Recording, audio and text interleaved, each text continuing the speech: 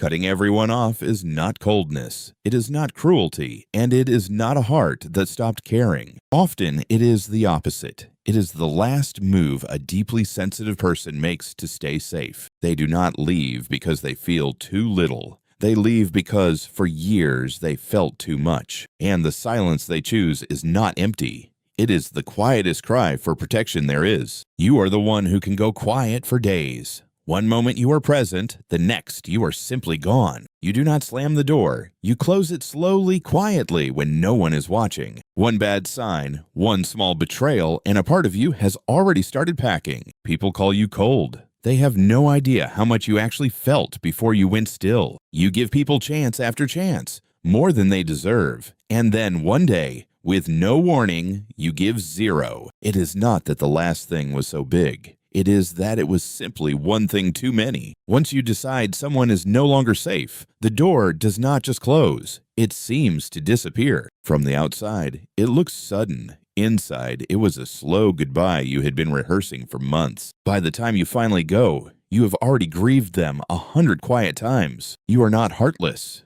You are someone whose heart got tired of being handled carelessly. You have a long memory for pain and a short patience for being hurt the same way twice. So let's go underneath the leaving, layer by layer, and find what is really there. Cutting people off is not a personality flaw, it is a defense your mind built to survive. When something feels dangerous, the brain has only a few options: fight, freeze, please, or flee. For you, cutting off is flee, not running away in fear, but stepping out to stop the bleeding. It does not feel like a choice in the moment. It feels like the only way to breathe again. Most people can let a small hurt roll off them. For you, a small hurt does not roll. It sinks in deep. A word you would forget by lunchtime can keep someone like you awake at 2 in the morning. So, your system learns a rule. If staying close means getting hurt, then distance equals safety. And once that rule is set, the smallest threat can trigger the biggest exit. It can look dramatic to other people. To you, it feels like simple self-preservation. You are not trying to punish anyone. You are trying to make the pain stop.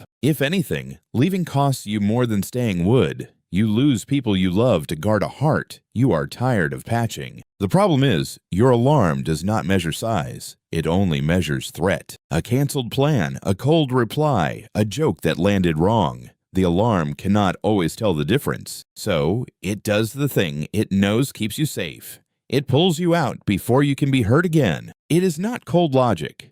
It is an old reflex, faster than thinking, trying to keep you safe. Here is the strange part. The people who cut off the hardest are often the ones who loved the hardest. You do not walk away because you stopped caring. You walk away because you cared with everything you had. And caring that much again and again with no protection is exhausting in a way few people see. You were the one who remembered, who showed up, who carried more than your share, and quietly, it wore you down. So the cutting off is not the start of the story. It is the last page of a long one. To understand where this came from, we have to go back. Back to the very first time it hurt to stay. Somewhere along the way, you learn that closeness comes with a cost. Maybe the people who were supposed to stay did not. Maybe love came with conditions you could never quite meet. Or maybe you opened up once fully, and someone used what they saw to hurt you. And the lesson did not arrive in words. It settled into your body as a quiet flinch whenever someone got too close. Each time it happened, your mind took a quiet note. Trusting people is not safe. And the more those notes piled up, the faster you learn to leave first. Because if you leave first, you are in control, and control feels like the closest thing to safety. If you are the one who ends it, at least the ending belongs to you. At least it does not happen to you in the dark. Being left behind feels like something happening to you.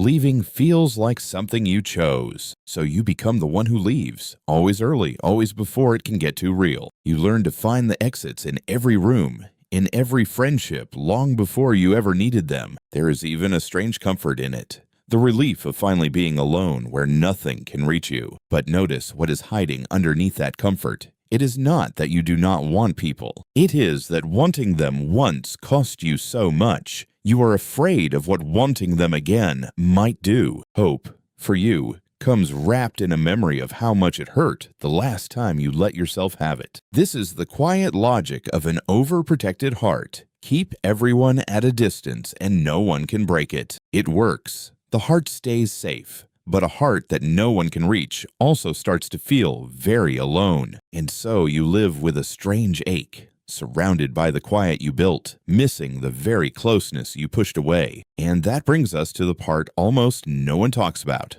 The difference that changes everything. There are two very different reasons to walk away, and they can look exactly the same from the outside. One is a boundary. A boundary is when you leave a situation that is truly harming you. A boundary is clear. You know why you left, and you do not feel the need to keep running. You can wish them well, even miss them, and still know that leaving was right. The other is avoidance. Avoidance is when you leave because closeness itself feels too scary to risk. With avoidance, the leaving never really ends. You are safe, but you are also always running. The exit never closes behind you. You carry it with you, ready, into the next room and the next person. A boundary protects something you value. Avoidance protects you from feeling anything at all. And here is the surprising truth most people miss. You can use a healthy boundary in a deeply unhealthy way. The word boundary can become a beautiful mask for fear,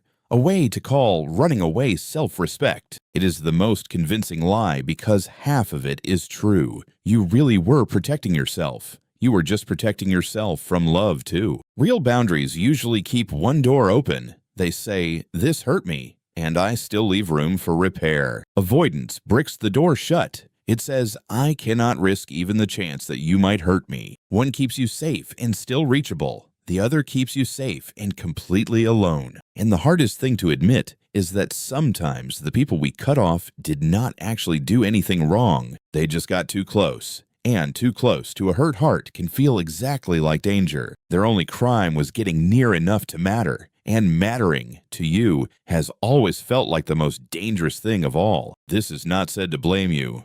You were never given a manual for any of this. It is said so you can finally see the pattern clearly, because you cannot change what you cannot see. And once you see it, a heavier question appears. What has all this leaving actually cost you? Every door you close keeps out a possible enemy, but it also keeps out a possible friend. Cutting off is a wall that does not choose. It blocks the pain, but it blocks the warmth too. Over time, the circle of people you trust gets smaller. One by one, the chairs empty out. It rarely happens all at once. It is one unanswered message, one slow fade, one name you stop reaching for. And the strangest part is how normal it starts to feel. Being alone becomes your default setting, and the quieter your life gets, the more you mistake the silence for peace. You tell yourself you prefer it this way, and part of you really does.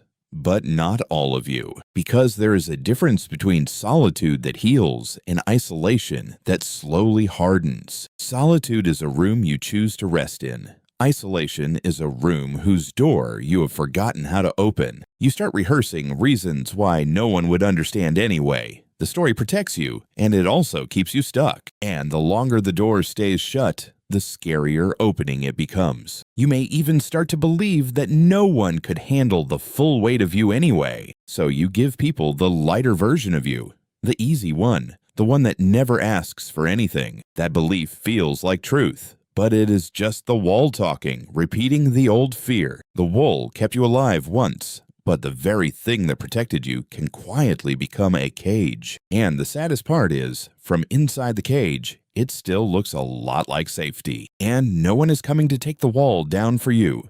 But here is the good news hidden inside that. Because a wall is not a fate, it is a thing that was built. And anything built by hand can be changed by hand. If you built it, that means you are also the one who gets to decide which bricks come out. Healing here is not about tearing the whole wall down at once. That would only leave you exposed. It is about turning the wall into a door, something you can open a little and close when you need to. The goal is not to keep everyone, and it is not to leave everyone. It is to stay, on purpose, with the few who are safe. Not everyone earns a place close to you. That was never the goal. The goal is that the few who do can actually reach you. It starts small. The next time the alarm screams leave, you pause instead of bolting. You ask one honest question: is this person actually unsafe? Or are they just getting close? That one honest question, asked in time, can save a relationship your fear was about to quietly end. Sometimes the honest answer is that they are unsafe, and then leaving is exactly the right thing to do. But sometimes the honest answer is that they are simply close.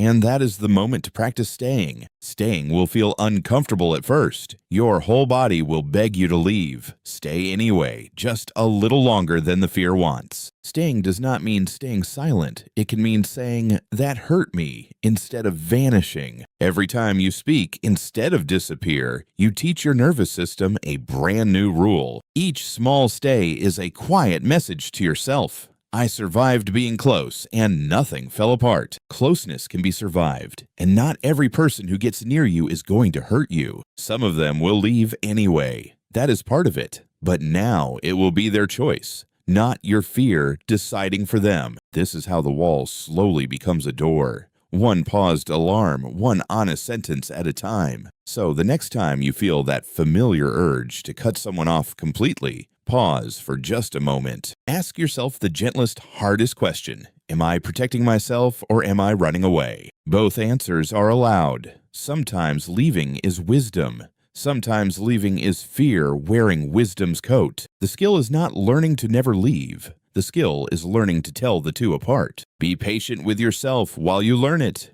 You are unlearning something that once kept you alive. You do not have to keep everyone. You were never meant to. Some doors are meant to close, but you do not have to lose everyone to feel safe. Safety and closeness are not enemies. You are allowed to want both, to protect your heart and to let it be known. The bravest thing a person who cut everyone off can do is let one safe person stay. Not everyone, not all at once, just one. One open door is how every wall begins to come down. So, tell me in the comments, the last time you walked away, were you protecting yourself or running? Take your time with it. There is no wrong answer, and I'll see you in the next one.